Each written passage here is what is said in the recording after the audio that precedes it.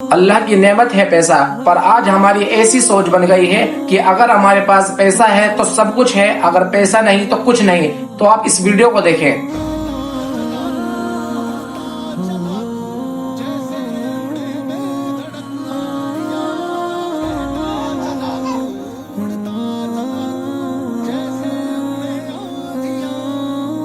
جیسا آپ نے اس ویڈیو میں دیکھا، جیسے ہی اس بچے کو چشمہ لگایا گیا اور اس نے اپنی ماں کو دیکھا تو کتنا خوش ہو گیا، کتنا کھلکھلا کر ہنسا، کیونکہ اس نے پہلی مرتبہ صاف ستھری نگاہوں سے صاف طریقے سے اپنی ماں کا چہرہ کو دیکھا اور اس کے چہرے پہ مسکراہٹ آئی۔ بتانے کا مقصد یہ ہے کہ آنکھ کی قیمت اس سے جانو جس کے پاس آنکھ نہیں، ہاتھ کی قیمت اس سے جانو جس کے پاس ہاتھ نہیں، اور پیر کی قیمت اس سے جانو جس کے پاس پیر نہیں۔ تو اللہ کی اتنی بڑی نعمتیں آپ کے پاس ہیں، پھر بھی آپ اللہ کی ناشکری کرتے ہیں کہ آپ کے دونوں ہاتھ چل رہے ہیں، دونوں پیر چل رہے ہیں، دونوں آنکھیں سلامت ہیں، منہ صحیح بول رہا ہے، کانوں سے صحیح سنا جا رہا ہے، پھر بھی ہم اللہ کی ناشکری کریں تو یہ بہت زیادہ بدبختی کی بات ہے۔ اللہ سے ہر لمحہ شکر ادا کریں اور اللہ سے دعا کریں کہ اللہ ہمیں جیسا تو نے آج رکھا ہے ایسا ہی ہمیشہ رکھنا، اور اللہ سے اپنی سلامتی کی، اپنے گھر والوں کی سلامتی کی دعا کرتے رہیں۔ ایک بہت زیادہ سخت بات کہ نبی کریم صلی اللہ علیہ وسلم نے ارشاد فرمایا، جس شخص سے کوئی علم کی بات پوچھی جائے،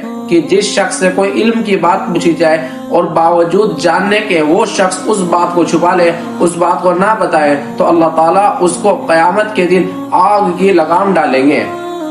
آگ کی لگام اللہ اس شخص کو ڈالیں گے کہ اس سے کوئی علم کی بات پوچھی گئی اور باوجود جاننے کے اس نے اس بات کو چھپا لیا، تو اس کا حشر یہ ہوگا کہ اللہ قیامت کے دن اسے آگ کی لگام ڈالیں گے۔ تو آپ سے جتنا ہو سکے دین کی بات کو آگے پھیلائیں اور صدقہ جاریہ کریں، کہ اللہ کے نبی کی حدیث کو آگے پہنچانا صدقہ جاریہ ہے۔ پر صحیح بات کو جاننا بھی ضروری ہے، صحیح علم کو حاصل کرنا بھی ضروری ہے۔ قیامت کا دن کتنا ہولناکی اور خطرناک ہوگا کہ آپ صلی اللہ علیہ وسلم نے ارشاد فرمایا کہ قیامت کے دن اللہ تعالیٰ زمین کو اپنے قبضے میں لیں گے اور آسمان کو اپنے دائیں ہاتھ میں سمیٹ لیں گے، پھر فرمائیں گے ہم ہیں بادشاہ، کہاں ہیں زمین کے بادشاہ جو زمین میں تکبر سے چلتے تھے، ایڑی مار کر چلتے تھے، کہاں ہیں وہ بادشاہ؟ اس وقت کوئی موجود نہیں ہوگا۔ اللہ تعالیٰ آپ کی اور ہماری قیامت کی سختی سے، قیامت کے دن کی سختی سے حفاظت فرمائے۔